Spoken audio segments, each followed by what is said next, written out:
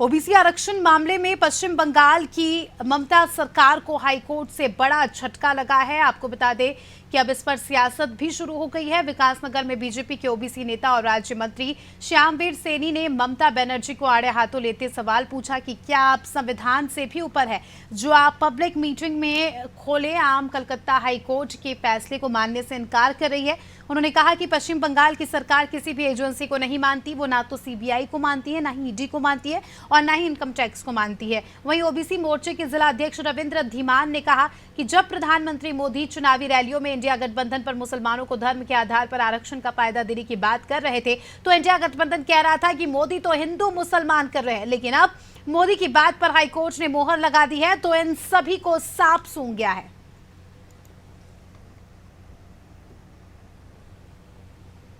द्वारा एक डिसीजन दिया गया है कि जो 118 ओबीसी जातियाँ थी मुस्लिम, उनको ममता बनर्जी मुख्यमंत्री बंगाल ने उनको आरक्षण दे दिया ओबीसी का, जो मुस्लिम जातियाँ थी। लेकिन ये संविधान की भावना के पूरा खिलाफ है और अंबेडकर जी द्वारा रचित संविधान के अंदर धर्म के आधार पर कोई आरक्षण कहीं नहीं है किसी भी उसका।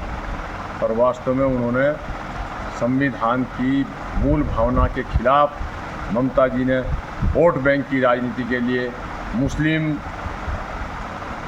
अपीजमेंट को की पराकाष्ठा करते हुए जो 118 जातियाँ ओबीसी हैं बंगाल में, मुस्लिम जातियाँ, उनको आरक्षण दिया है। मैं आपको बताना चाहूँगा कि 2010 के बाद ममता बनर्जी ने बंगाल में बाहर से आए हुए मुस्लिम समुदाय के लोगों को वहाँ पे नागरिकता दी। नागरिकता देने के साथ साथ एक घोर अपराध किया कि उन्हें ओबीसी समाज का घोषित कर दिया।